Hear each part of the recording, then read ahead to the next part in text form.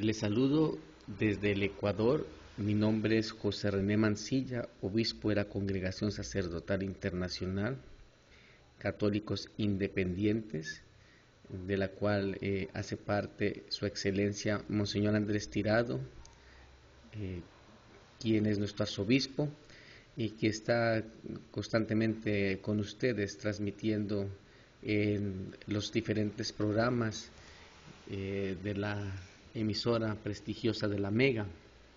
De aquí de Ecuador he tenido la oportunidad de escucharles, especialmente los miércoles paranormales y todas las reflexiones que transmiten y el interés por lo espiritual y sobrenatural que tanto la emisora como los radioescuchas que están sintonizando siempre pues mantienen. Tengo la difícil tarea esta noche o en este momento, de hablarles de un tema, la resurrección de Cristo. Este tema que por el motivo de la Semana Santa que estamos viviendo, pues vuelve de nuevo a ser un tema importante, un tema que no deja de generarnos preguntas, nos deja de poner inquietudes en nuestros corazones y hacer novedoso el mismo tema, ¿verdad? Sé que en estos días anteriores han estado y hemos estado reflexionando sobre lo que ha sido la pasión y muerte de nuestro Señor Jesucristo. Pero hoy vamos a hacer un ejercicio un poco memorístico, porque la verdad en estos momentos aquí no tenemos documentos de dónde echar mano, pero sí de lo que han sido los estudios y de lo que puedo decirles, del conocimiento que tengo acerca del tema de la resurrección. Y lo vamos a hacer de una manera también un poco práctica, metodológica. Vamos a ver 3 momentos a lo largo de esta exposición. Ojalá no nos perdamos, pero espero que todos me sigan y lo hagamos un poco didáctico, ¿no? Y un poco organizado, ¿no? 3 momentos les he dicho, ¿no?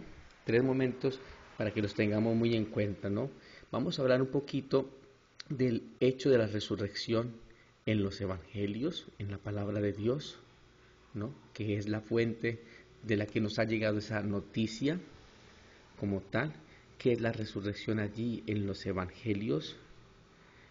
Vamos también a ver un poquito por qué la resurrección es tan importante en la Biblia, sobre todo en el Nuevo Testamento.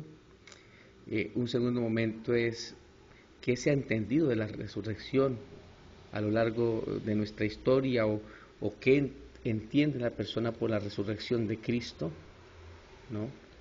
Un poco diferente o igual a los evangelios, ¿no? Y vamos a ver cuál es el significado de la resurrección. ¿Para qué sirve hablar de la resurrección o qué podemos aprender del tema de la resurrección de nuestro Señor Jesucristo? Indudablemente a lo largo de esos 3 momentos vamos a ver cosas muy importantes que tienen que ver con cosas extrañas para algunos, que superan, digamos, nuestras expectativas, que tengan que ver un poco con lo sobrenatural, ¿por qué no? Claro que sí. Y lo importante es que no perdamos de vista esos 3 momentos importantes con los que se me ha ocurrido hacer esta reflexión sobre la resurrección, ¿no? Vamos a empezar desde la parte bíblica. ¿Qué fue lo que pasó? ¿Qué es lo que la Biblia dice sobre la resurrección? ¿Por qué lo dice así? ¿No? ¿Por qué los autores de estos evangelios cuentan la resurrección de nuestro Señor Jesucristo de esa forma? ¿Y qué significa esta resurrección desde la palabra de Dios, ¿no? Como tal, ¿no?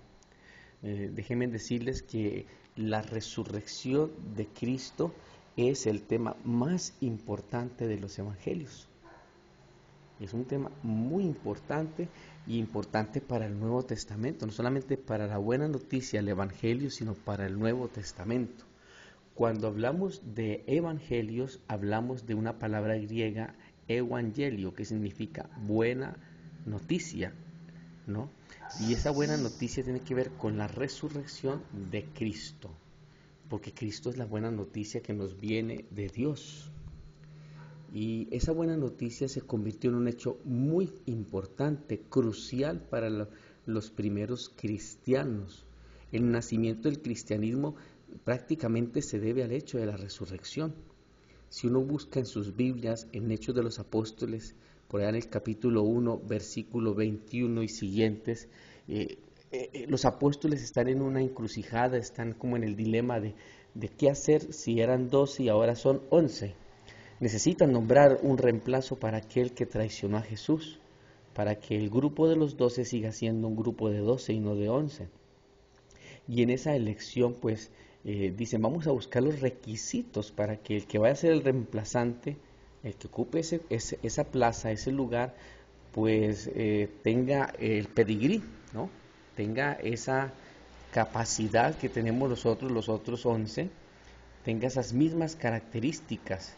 Y entonces la primera condición fundamental que ellos se les ocurre es, bueno, alguien que haya caminado con nosotros y con Jesús, que esté con Jesús, ¿no? Desde el momento de la elección, cuando Jesús fue bautizado en el río Jordán, y él armó después de salir del río Jordán su caminar, su peregrinar, y eligió entonces a los discípulos, alguien que haya caminado como discípulo y que se haya convertido en apóstol del Señor, y dice, desde ese momento hasta el momento de su resurrección, uno que sea con nosotros testigo de la misma resurrección. Entonces ahí como que en ese requisito vienen dos, ¿no? Que hayan caminado con Jesús y con los apóstoles, que conozcan del hecho, ¿no? Y segundo, que sea testigo de la resurrección, ¿no? Dice el texto en el versículo 22, que sea con nosotros un testigo de la resurrección. Entonces tenían a dos candidatos, a José, al que llamaban Barsabás, ¿no? Que tenía por sobrenombre el justo, y a Matías. Y entonces en oración ellos decían y ven que el que cumple estos requisitos y que puede dar mayor testimonio de la resurrección de Cristo es entonces Matías. La suerte cae sobre él y fue nombrado como el apóstol número 12. San Matías apóstol vino a ocupar el lugar de Judas Iscariote. Entonces miren, ya desde el comienzo de la iglesia, una vez Jesús resucitado y elevado a los cielos, pues los apóstoles se pusieron a trabajar a organizar la iglesia. Y para poder organizar, un hecho de discernimiento fue la resurrección. Entonces, si es tan importante la resurrección para organizar la iglesia, debe ser muy importante para todos los miembros de la iglesia naciente, para los primeros cristianos y para la iglesia consecuente, la que va a seguir el hecho de la resurrección. Fundar la fe en la resurrección de Cristo. Una fe que San Pablo nos lo va a recordar por allá en la primera carta a los Corintios, en el capítulo 15, cuando empieza a hablar de la tradición que él recibió de parte de los apóstoles, porque él fue otro apóstol que vino después de los 12 apóstoles. Un apóstol, por aquí en Hechos de los Apóstoles, capítulo 9, versículo 1 y siguientes, me dicen que le llama al Señor, Saulo, Saulo, ¿no? Él se cae, escucha una voz y era la voz de Jesús que le dice, ¿por qué me persigues? Y este apóstol entonces recibe el mandato del Señor de convertirse del fariseísmo a ser un seguidor de Jesús. ¿Y quién lo cambia? Pues Jesús resucitado.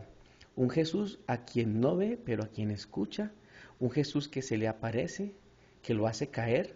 Unos dicen que de un caballo, de una montura o lo que fuera, no sabemos de qué se cayó, pero lo que sí estamos seguros es que se cayó de su propia soberbia, ¿no? De su propio orgullo. Era un fariseo, esos bien bravos, ¿no? Como dato curioso, este San Pablo, llamado Saulo antes como fariseo, era un perseguidor de la iglesia terrible. Dice él mismo en una confesión ante un rey que había dado voto para hacer ejecutar a más de 100 hermanos. O sea, no era una perita en dulce, ¿no? No era cualquier cosita San Pablo, ¿no? Sin embargo, Dios lo convirtió gracias al hecho de la resurrección. Y entonces en ese testimonio que da en 1 Corintios 15, ¿no? Él dice en el versículo 4 que resucitó al tercer día, como estaba escrito, y que se apareció a Cefas, que se aparece a los otros 12 apóstoles, y que después se le aparece a él, ¿no? Pero que también se le ha aparecido a 500 hermanos a la vez. O sea que ya viene a entrar otro detalle. No solamente la resurrección era como un requisito para ser apóstol, y tomar ese encargo misionero. Los apóstoles vienen a ser después los obispos, así como estamos nosotros recibiendo este mandato del Señor de ser testigos de la resurrección de Cristo. Entonces, no solamente Pablo dice que es importante lo que ya confirmamos en 1 Corintios, ¿no? Para ser apóstol hay que ser testigo de la resurrección, sino también que hay muchos testigos que pueden dar fe de que Cristo resucitó al tercer día, que le vieron. Pone a más de 500 personas.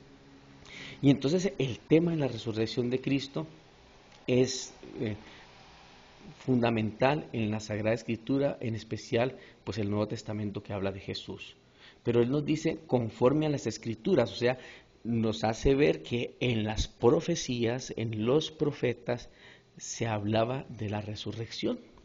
Aunque el tema de la resurrección no era de común acuerdo para todos los judíos. Los judíos estaban divididos en grupos que se llamaban sectas, y estas sectas o grupos cada una tenía su propia línea de fe, su propia forma de interpretar la Torá, las escrituras. Uno de esos grupos particulares eran los saduceos, que no creían en la resurrección de Cristo, para nada. Estos decían, no, todo se acaba con la muerte y pare de contar. Entonces, pero si habían unos que no creían, significa que sí habían otros que sí lo creían y que daban testimonio, ¿no?, de que los muertos viven y que van a resucitar. Pero entonces todo era como una especie de teoría, ¿no?, en las escrituras del Antiguo Testamento, y más bien las profecías apuntaban al mesianismo de Jesús, a que iba a venir un hombre investido como rey, un rey que iba a cambiar las cosas. Pero lo que no se imaginaban estos judíos contemporáneos de Jesús, de la Palestina del siglo I, de que ese rey iba a morir en la cruz. Hasta ahí les llegó el Mesías. Para la mayoría de los judíos creyentes en las profecías del Mesías, porque lo imaginaban como un rey ungido, un rey guerrero, un rey que iba a liberarlos del yugo de los romanos. Pero jamás se imaginaron que aquel a quien llamaban también Jesús, o que se autoproclamó Mesías, ¿no?, o que le dijeron este es el Mesías, pues iba a terminar crucificado por los mismos romanos. Pero bueno, ese es otro tema que ustedes ya han escuchado y han tenido bastante ilustración. Enfoquémonos en la parte de la resurrección en la Sagrada Escritura.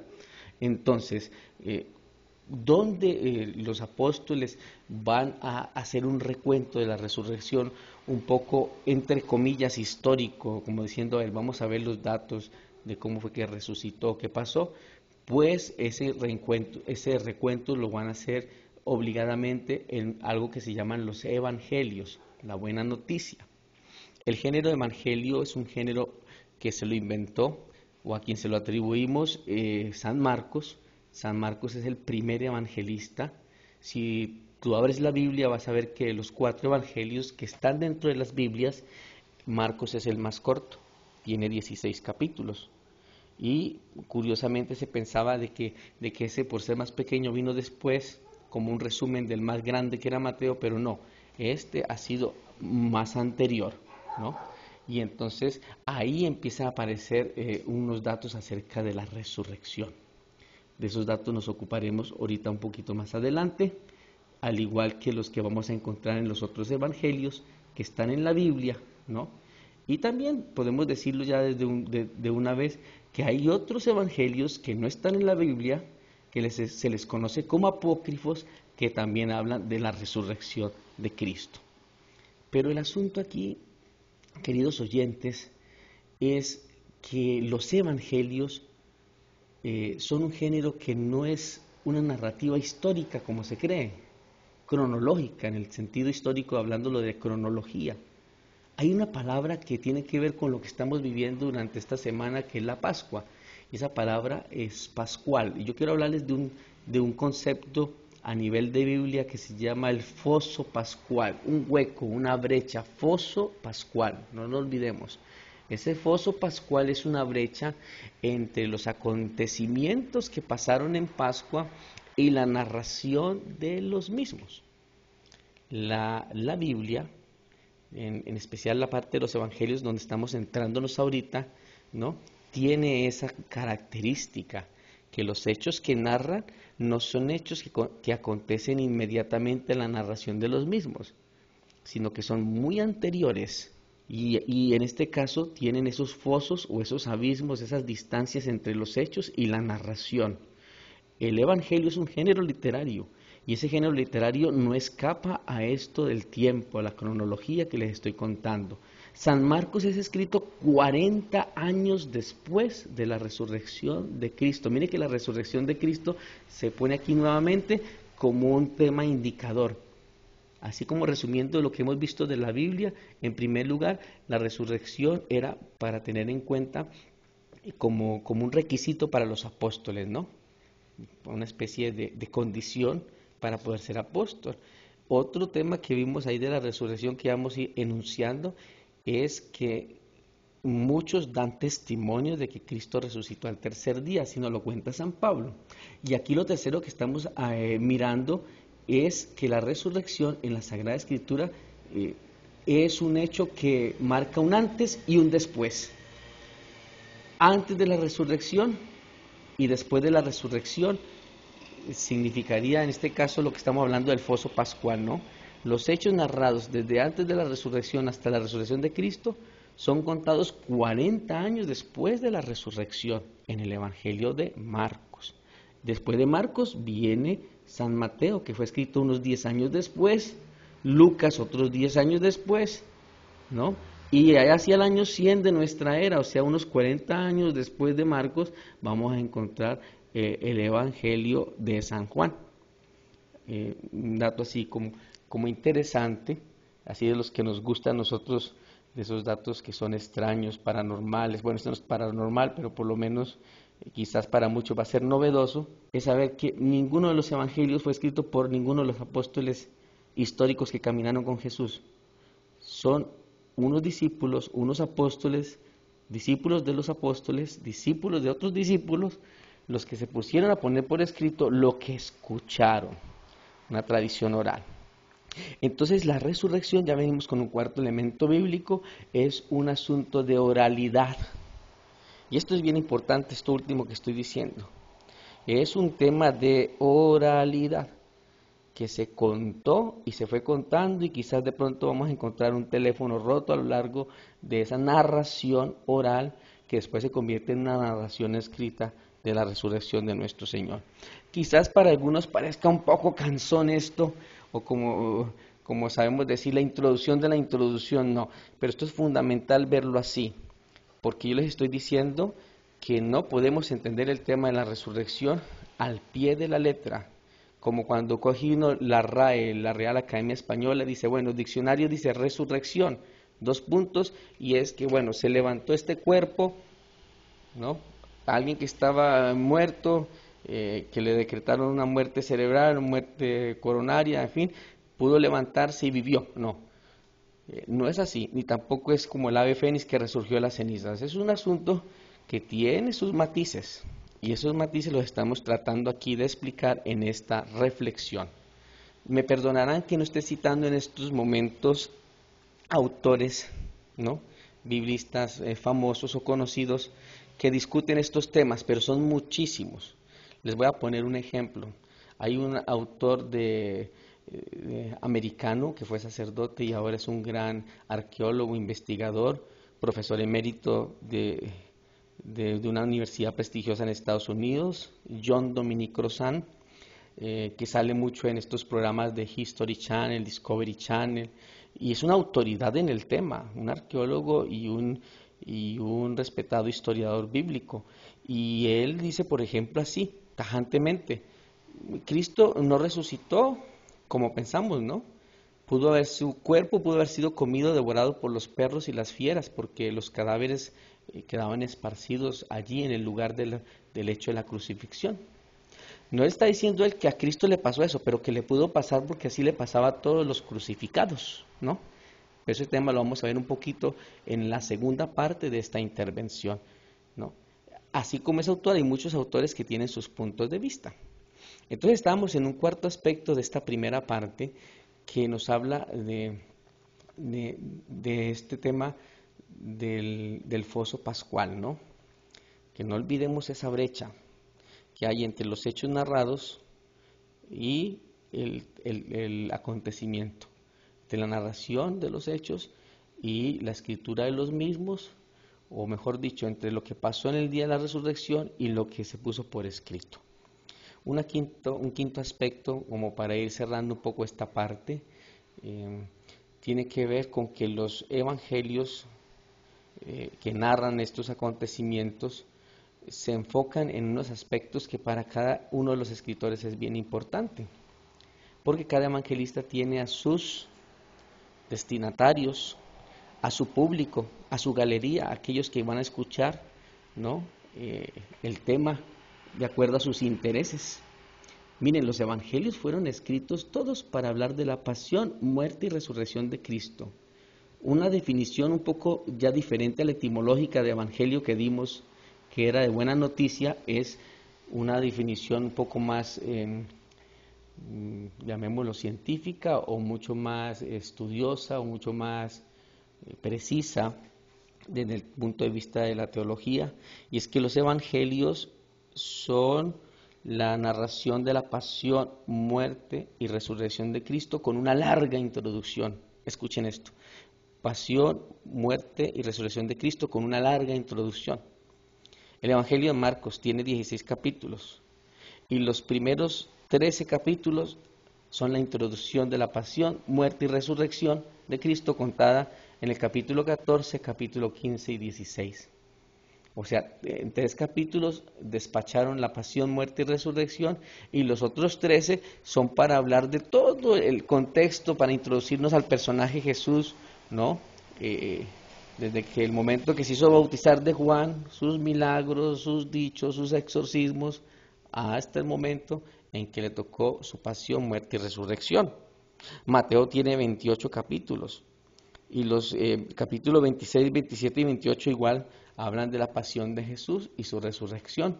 O sea que los 25 anteriores son la introducción de lo que es la pasión, muerte y resurrección de Cristo. Así como un amigo mío que sale cada nada en estos programas y hacen la introducción de la introducción de la introducción, y al final nos tira el dato más importante. Ese es el género evangelio, ¿no? O así como estoy haciendo yo ahorita, ¿no? Les está tirando una serie de datos y al final vamos a dar lo más importante, como la sustancia, el hueso, ¿no? Perdónenme la comparación vulgar, ¿no? Nos vamos comiendo como el arrocito, nos vamos comiendo como las entradas, como todo lo demás, y dejamos la carne, el plato, el pedacito del filete bueno para el final, ¿no?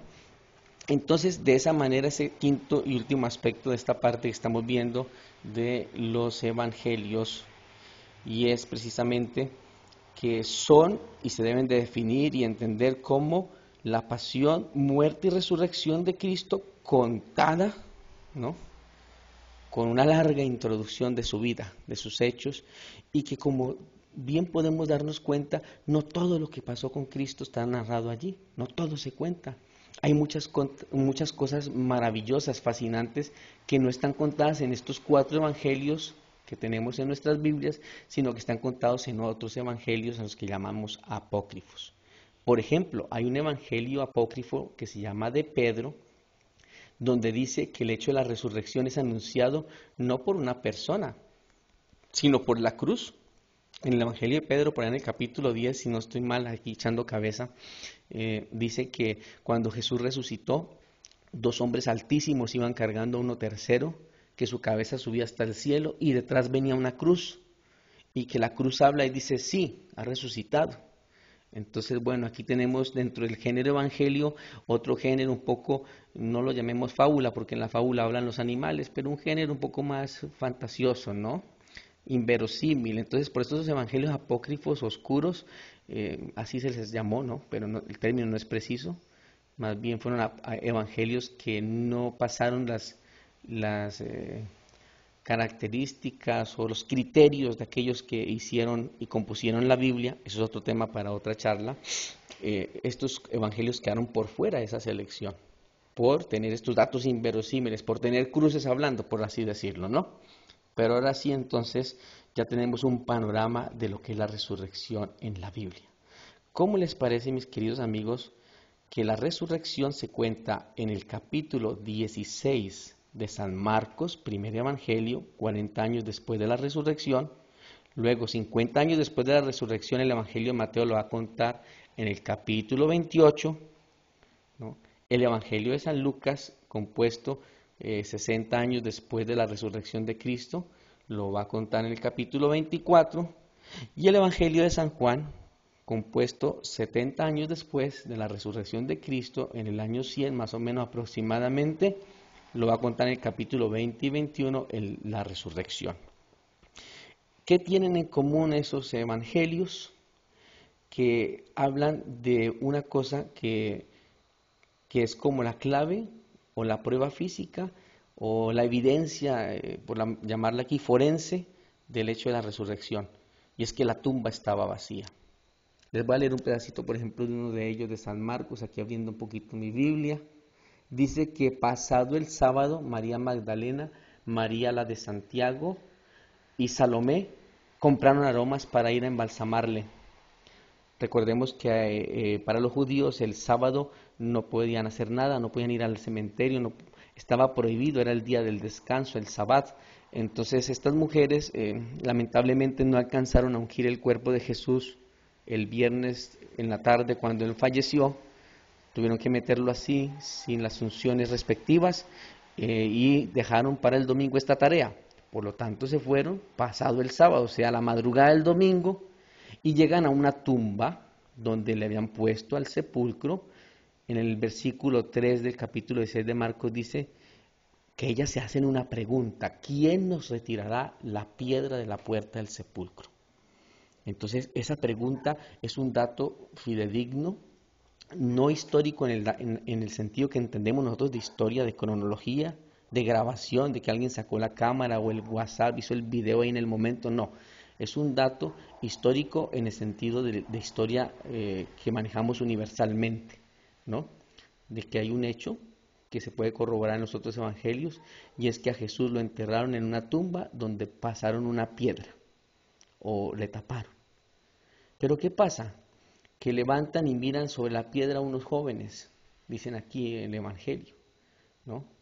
Que alguien le habla, estaban vestidos con una túnica, ¿no? Un joven en el caso de San Marcos, en el de San Lucas van a decir que son dos, si no me equivoco, que están vestidos con una túnica blanca, en este caso aquí hay uno en San Marcos, y les dice, no se asusten mujeres, ¿no? Buscan a Jesús el Nazareno, el crucificado, ha resucitado. Este ser espiritual, este ser que podemos asimilar a un ángel, ¿no? A un ser de luz, a un ser no de esta tierra, un ser sobrenatural, anuncia la resurrección. Y dice la parte que es la clave aquí para hablar de este hecho físico o forense o esta prueba que podemos hablar como prueba de la resurrección. Dice, vean el lugar donde lo pusieron. Ese lugar se le llama la tumba vacía. La tumba vacía es el único elemento que vamos a encontrar en estos evangelios como elemento físico, como prueba fehaciente de que no está ahí. Pero la tumba vacía se puede explicar de muchas formas. En el evangelio de Mateo, en el capítulo 28, por ejemplo, los que mandaron matar a Jesús, las autoridades del judaísmo, están un poco con la sospecha de que vayan de pronto a meterles gato por liebre, perdonen la expresión, un poco folclórico, diciéndolo así, ¿no? Dicen los sumos sacerdotes o los encargados del pueblo que cuidado, vayan a robarse en el cuerpo de Jesús, ¿no? Que van a donde el procurador romano a pedirles que les den una guardia para que tapen la piedra, hagan una vigilancia, ¿no? Y de pronto estén allí porque de pronto van a ir los discípulos de noche. En el versículo 13 del capítulo 28 dice, cuidado porque vayan los discípulos en la noche y lo roben, ¿no? Le roban el cuerpo. Es más, es en el versículo 13 que ellos, los soldados, dicen lo que los ancianos le dijeron que dijeran, ¿no? Sí, vinieron de noche, lo robaron mientras dormíamos. O sea, una explicación a la tumba vacía es que Cristo no resucitó, sino que vinieron y se robaron el cuerpo. Eso solamente ahí lo encontramos en San Mateo, ¿verdad? Entonces, esa puede ser una explicación, ¿no? Tiene sentido. Pero ¿fue eso lo que pasó? ¿No? No creo. O no creemos o tiene sus sospechas. Porque el mismo Evangelio dice que eso fue una treta planeada entre los guardias y las autoridades del templo para decir que Cristo no resucitó. Entonces la tumba vacía en el Evangelio de Juan, en el capítulo 20, desde el versículo 1, comienza diciendo que María, a la que llamaba Magdalena, fue al sepulcro y se encuentra con que también la tumba está vacía. Hay un señor que habla con ella, un jardinero, hortelano, usan la palabra en el Evangelio, y le dice, vea, aquí no está, ¿por qué busca entre los muertos a quien vive? Ella va y le cuenta a los apóstoles y se vienen dos muy famosos, Pedro y Juan. Ambos entran, llegan, Juan entra y ve todo como está en la tumba, está vacía, solamente están los lienzos con los que amortajaron el cadáver de Cristo. Entonces, ese hecho de la tumba vacía se convierte para los apóstoles como en la prueba fehaciente de que Cristo no se quedó en el sepulcro, que Él resucitó, que la aparición de ángeles o de seres celestiales no se equivocaba, que el anuncio de la mujer María Magdalena en el Evangelio de Juan, la primera que tiene un contacto sobrenatural con Jesús, que no ha subido todavía al Padre, pero que está resucitado, dice él mismo en el Evangelio de Juan, capítulo 20, es que sí, que es verdad. La tumba vacía les ayuda a ellos a que su argumentación sobrenatural de estos seres espirituales o de esta visión que tiene la mujer, María Magdalena, pues tenga un piso creíble, ¿no? Es que es muy difícil cuando alguien le dice, vi un fantasma, pero ¿dónde lo vio? Ubíquemelo espacio-temporalmente, dígame un lugar, dígame la hora, ¿no? En este caso, pues la hora, a la madrugada, al alba del día primero, el lugar, la tumba vacía. Entonces la tumba vacía, en resumen, va a ser un lugar, prueba de la resurrección de Cristo, un lugar teológico, llamémoslo aquí, un lugar clave para entender la resurrección en la Biblia, en el Nuevo Testamento. La otra evidencia de la resurrección la encontramos en el testimonio de todos estos que tuvieron un encuentro con Jesús resucitado. Vamos a llamarlo entonces los encuentros con el resucitado. Estamos todavía en la primera parte, para que no nos perdamos, estamos en la parte de qué es la resurrección en la Biblia, cómo resucitó Jesús en la Biblia o cómo la Biblia habla de la resurrección de Jesús. Todavía no hemos adentrado a la segunda y tercera parte de nuestra charla, ¿no? Entonces, volviendo al asunto, la tumba vacía y los testimonios de aquellos que vieron a Jesús resucitado van a ser las dos, a mi modo de ver, grandes formas, los dos grandes elementos con los que ellos se van a defender a la hora de predicar a Jesús resucitado, ¿no? Cristo resucitó y venimos a predicarles esta nueva religión. Me imagino así iban de pueblo en pueblo y vea, tenemos la prueba, la tumba estaba vacía y aquí tenemos la prueba viviente. Estos señores lo vieron, más de 500 hermanos, lo vieron mujeres, lo vieron hombres. Me imagino entre esos 500 hermanos lo vieron algunos niños, lo vio tal Pablo que era un fariseo, que era de la otra religión o de la religión que nos viene persiguiendo y ya se hizo de la nuestra. Me imagino que así se tuvieron que haber defendido los apóstoles, los primeros testigos de la resurrección de Cristo, echando mano de esas dos evidencias. Esa es la palabra que está ahorita buscando, ¿no? Dos evidencias, una física y una testimonial. Entonces ya con eso nos bastaba, ¿no? En el pueblo judío, recordemos, era importante el testimonio de dos o tres personas para poder sostener algún hecho, ¿no? Entonces ahí tenían más de 500 hermanos que lo vieron resucitado, ¿no? Es como ahora con el tema de los ovnis y de estas otras cosas paranormales. ¿Por qué no creerle a las personas cuando son muchos los que han visto o han experimentado fenómenos que están más allá de la esfera de lo natural, ¿no? La resurrección de Cristo, desde este punto de vista bíblico, no es otra cosa que un hecho sobrenatural, un hecho que va o que está en la línea de lo paranormal, de lo asombroso, de lo extraordinario. Es un hecho que la teología durante 2000 años la ha llamado misterio, pero para que todos lo podamos entender es un hecho sobrenatural, paranormal, ¿no? ¿Cómo sabemos de ese hecho? Porque hay una tumba vacía narrada en los evangelios y porque hay el testimonio de muchos hermanos, no solamente en los evangelios, sino también a lo largo de las cartas de los apóstoles, que son los que escriben realmente estos textos del Nuevo Testamento. Bueno, en síntesis, tengamos en cuenta lo que les he explicado del foso pascual, de esta distancia entre los hechos y lo que se escribió. Tengamos en cuenta lo que pasaba en el judaísmo, unos sí creían, otros no creían en la resurrección. Tengamos en cuenta que los evangelios son una larga introducción para hablar de la pasión, muerte y resurrección de Cristo. En síntesis, dos cosas tienen que quedarnos claras a nosotros en este momento. Que el Nuevo Testamento, cuando se refiere a la resurrección de Cristo, tiene dos evidencias. Una física, una evidencia de mostrar que es la tumba vacía, el lugar donde lo pusieron quedó vacío, no se explica cómo, no hay razón suficiente para explicar por qué ese lugar no tiene un cuerpo adentro, solo mortajas, está solo, está vacío.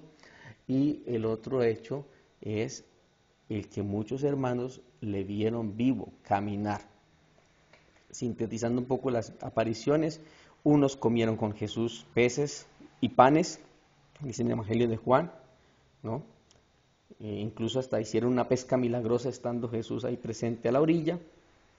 Otros le vieron en la casa, que atravesó las paredes, se apareció, metió los dedos, ¿no? El Tomás, el incrédulo, en las llagas de Cristo, ¿no? En los signos de la muerte, para ver si estaba vivo, y si estaba vivo, pero ahí pasó algo sobrenatural.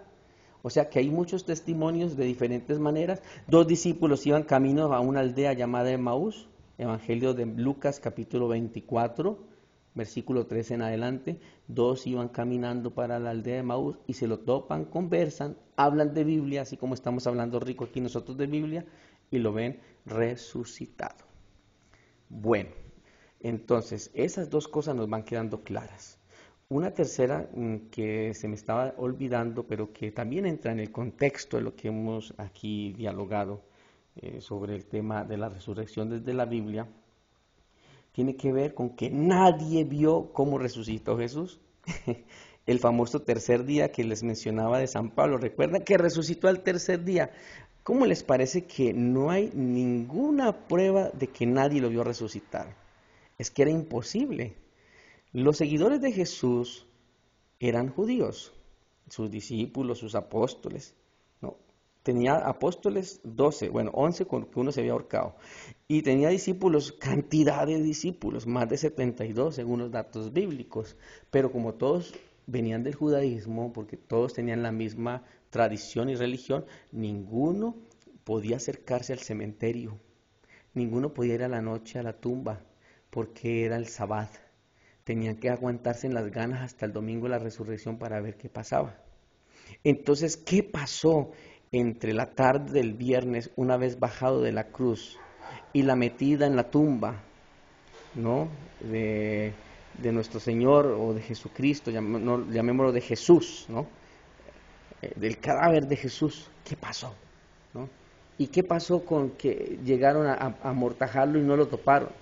A ponerle estos bálsamos para preparar el cadáver y darle esta sepultura para que se preservara su cuerpo. Pues nadie vio nada, porque no podían ir allá, ¿no? Vieron cómo lo metieron y cuando fueron a ver no vieron nada dentro de la tumba. Los únicos que podían ver algo eran los romanos, los que fueron a hacer guardia al sepulcro, según el Evangelio de Mateo. Pero estos romanos tenían una particularidad, es que los romanos eran miedosos de los cuerpos, no se metían a los cementerios, ni a las catacumbas, ni a cualquier cosa subterránea, ¿no? Ellos el mundo de los muertos lo miraban de una manera un poco tabú, ponerle un término que se me vino a la mente ahorita en este momento, pero ellos no se metían a la tumba, tampoco se iban a dar cuenta cómo resucitó.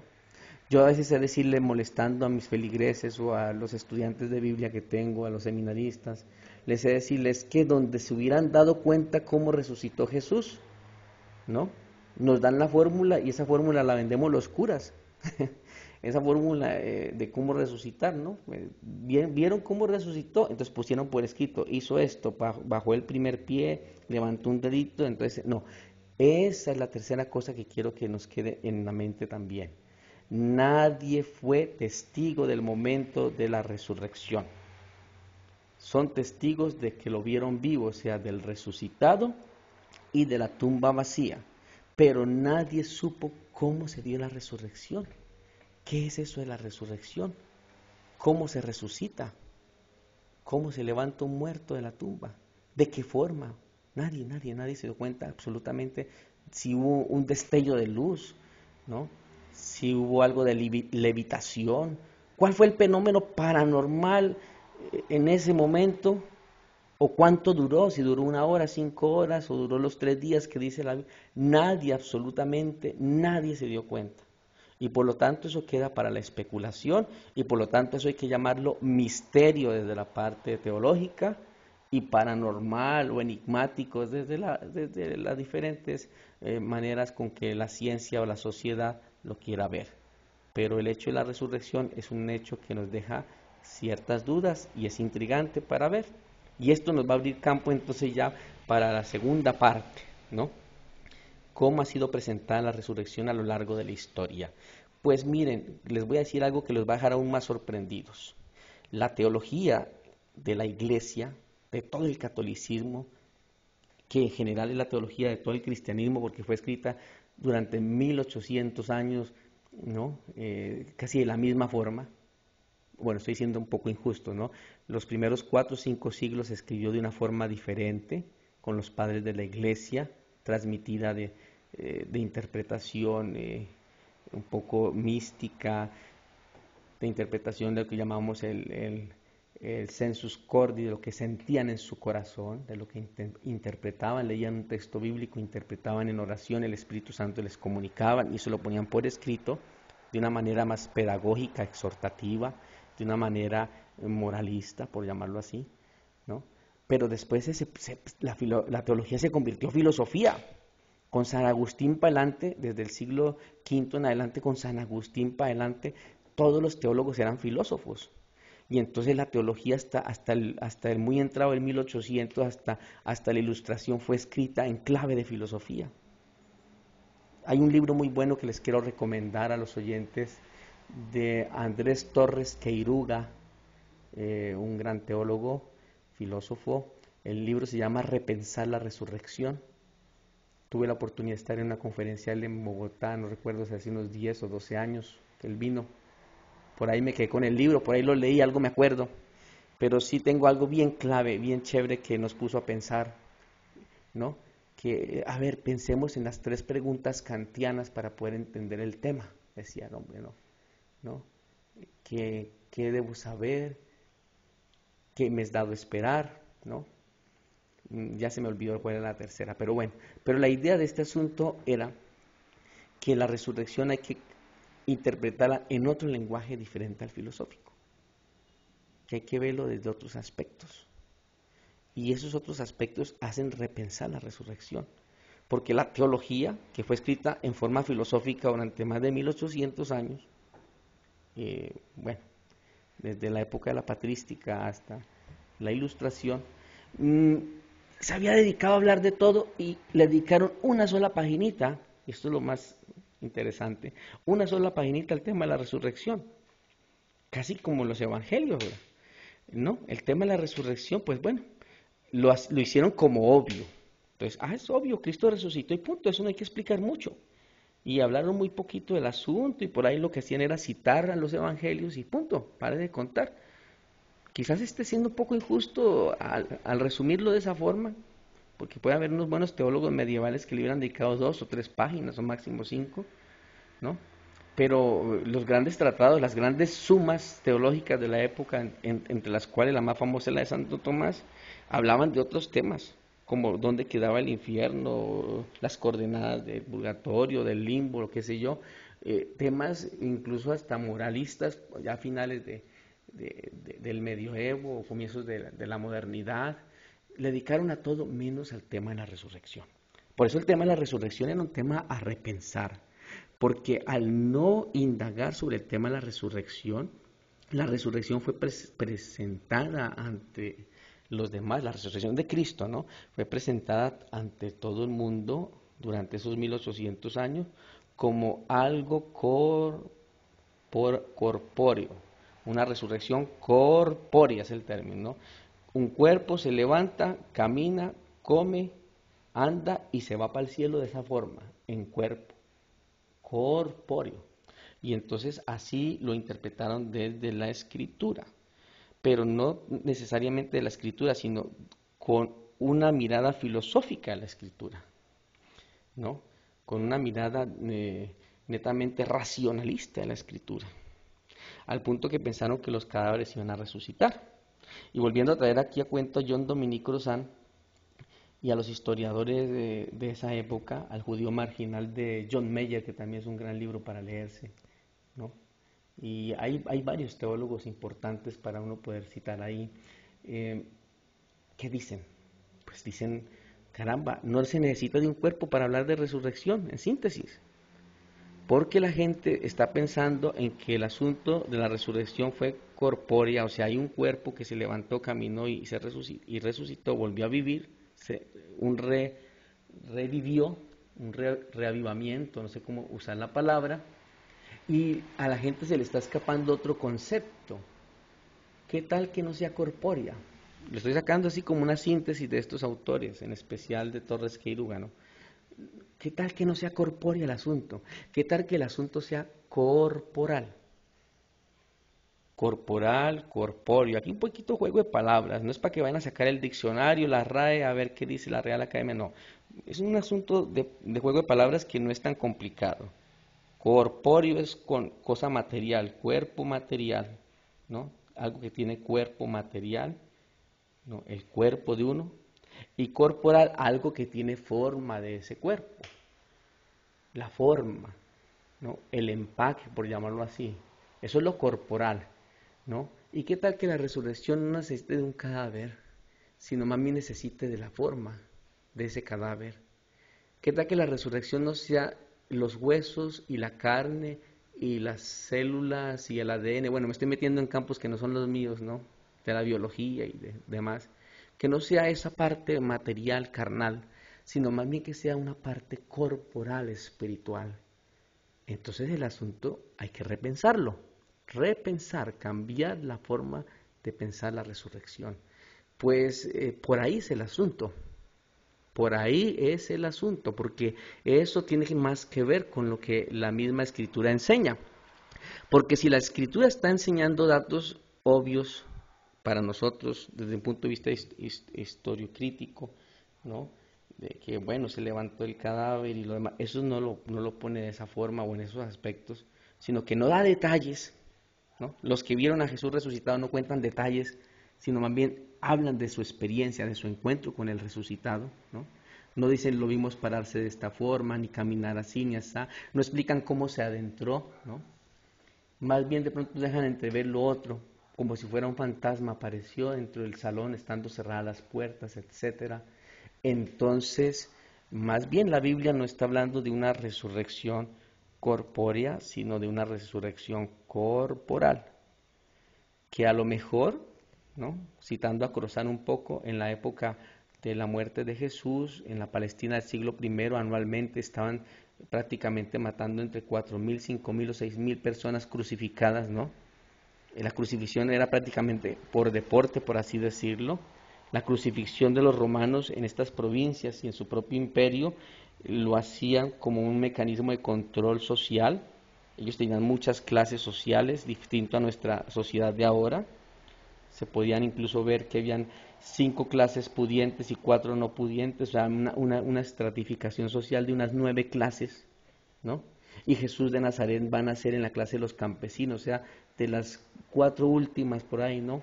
Los campesinos es como la sexta clase. Y va a morir en la última clase de los prescindibles, de los que no valen nada para la sociedad, de los malhechores, como dice la misma escritura, fue contado entre los malhechores, ¿no? Porque pasó de ser un campesino a un artesano. Los artesanos en la época de Jesús y en el Imperio Romano eran personas degradadas de campesinos, sexta clase, a artesanos, séptima clase. Y de artesanos venía la octava clase, que era la de las prostitutas, de todos los que tenían que vender su energía animal, su cuerpo, ¿no? Como en el caso de los esclavos, ¿no? Y Jesús vino a morir incluso por debajo de esa clase, como la de los criminales, de los asaltantes de camino, de lo que llaman los prescindibles, o vulgarmente los que no son, son desechables, como dicen vulgarmente, o los que son desecho de la sociedad. Entonces los romanos, cuando esa clase subía del 5 al 10%, lo que hacían era eliminar ese porcentaje, reducirlo al 5%, ¿no? Y para eso empleaban la crucifixión.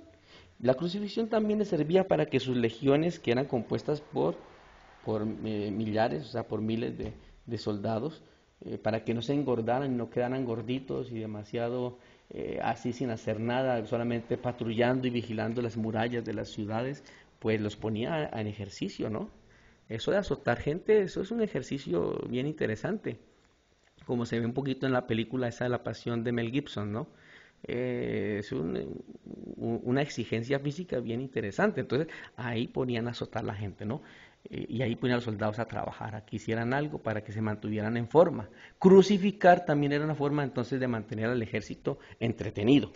Entonces, si hay unas 5.000 a 6.000 crucifixiones anualmente, la crucifixión de Jesús va a ser una más, contadas entre las miles de crucifixiones que se tenían por año en el Imperio Romano. Entonces, por eso hay autores que dicen, bueno, a Jesús lo crucifican en un lugar que llaman el Monte de la Calavera, es decir, donde están los desechos de los demás crucificados, cráneos por todos lados, fémures, bueno, los crucificaban a una altura más o menos de unos 20 o 30 centímetros de ras de tierra para que los perros, los chacales y todos estos animales de rapiña se comieran los cuerpos. Y los huesos, la osamenta quedaba ahí en un foso. No en el foso pascual que estábamos explicando ahora antes, sino en un hueco ahí donde no necesitaban de sepultura, porque como eran gente que no servía para la sociedad, entonces ¿para qué gastar plata en entierro? ¿No? Ah, pero es que hay un detalle, es que los evangelios hablan de que un señor, ¿no?, llamado José de Arimatea era muy amigo de Jesús. Jesús tenía amigos pudientes, Jesús no era tampoco un pobre arrastrado, sino que él también se movía en todas las esferas sociales. Y este señor, además de ser un tipo con plata, era un tipo que hacía parte del Sanedrín, de los que condenaron a Jesús, pero fue de los que poquitos que votaron a su favor de salvarlo. Entonces este señor era muy piadoso según los evangelios y le ofreció la tumba de él para enterrar a Jesús. Sea con tumba o sea sin tumba, pues el hecho de que el cuerpo de Jesús esté o no esté no implicaría nada para la resurrección desde el punto de vista corporal, no corpóreo. Si vamos a creer que la resurrección de Jesús fue corpórea, es decir, un cuerpo que se levantó, caminó, comió, hizo todo esto, pues necesitamos que en esa tumba haya pasado algo y que el cuerpo realmente se levantó, caminó y se fue. Pero si lo vemos desde el punto de vista corporal, entendemos que con el solo hecho de decir que la tumba está vacía y que lo vieron muchos cristianos y que lo vieron de diferentes formas, pues entonces sí se entendería mejor la resurrección. Además, para que más de 500 hermanos lo vean de distintas maneras y cada uno cuente una experiencia diferente, significa de que no era con cuerpo, sino que era con forma de su cuerpo. En el pasaje de los discípulos de Emaús, Lucas 24:13, recordemos o lean por ahí ustedes en sus Biblias que Jesús caminó con esta gente más de un día, o una jornada, y a la tarde cuando llegan, ahí es cuando se dan cuenta que es Jesús, ya no lo reconocieron. Si hubiera sido con cuerpo, de forma corpórea, tenían que haberlo reconocido desde el momento en que caminó con ellos, ¿no? Entonces hay datos bien interesantes que interpretados desde el punto de vista de la resurrección corporal entenderíamos los evangelios, ¿no? Si lo vamos a leer los evangelios desde el punto de vista de una resurrección corpórea, pues no vamos a entender. Vamos ahora sí en estos pocos minutos que quedan para hablar del significado de la resurrección. Quiero retomar el Evangelio de San Marcos con el que iniciamos en el capítulo 16, con estas pías mujeres que se encontraron ante la tumba y ante la inquietud de que la tumba estaba tapada por una piedra. Y entonces estas mujeres, ¿no?, que se habían ido muy piadosas a embalsamar el cuerpo de Jesús, se encuentran con un obstáculo, una piedra. Esa piedra vamos a interpretarla aquí ya desde un punto de vista, interpretativo, cristiano, ¿no? Desde la fe, ya no desde la parte científica que hemos narrado durante casi una hora. Vamos a ver desde el punto de vista de la fe qué fue lo que pasó. Una piedra es una especie de límite, una piedra es un obstáculo entre algo que está más allá de ese obstáculo y lo que está antes del obstáculo. Las mujeres tenían un obstáculo que las superaba en sus fuerzas, algo que necesitaba ser movido, quitado por una fuerza diferente a la de ellas. Y resulta que aparece un hecho sobrenatural, ¿no? La piedra está corrida. No se sabe cómo, ni quién alteró el orden de lo que había pasado en el sepulcro, pero algo pasó y sucedió sin que se esperase. La piedra se corrió. Ellas iban preguntando, ¿quién nos retirará la piedra del sepulcro? Ellas esperaban encontrar todo como había quedado el viernes en la tarde, pero en la madrugada del domingo ven que todo está cambiado. Levantan los ojos y ven que la piedra está quitada y ven que no hay signos de que alguien la haya movido, ¿no? La excusa de embalsamar el cuerpo está embalsamando una verdad que difícilmente se puede aceptar. Jesús les habló de muchas formas y durante muchos días y tiempo que caminó con ellos de que iba a resucitar, pero ninguno le había parado asunto, ninguno le había puesto cuidado. ¿Qué es lo que no querían aceptar? Que Él no iba a quedar muerto, que Él se iba a ir, que Él iba a dejar a ellos la tarea que Él venía haciendo, que Él vino para enseñarles una manera de vivir la vida, la manera del servicio. Pero si Él iba a estar todo el tiempo haciendo los milagros, haciendo las cosas que tenían que hacer los otros, pues entonces perdió su tiempo aquí.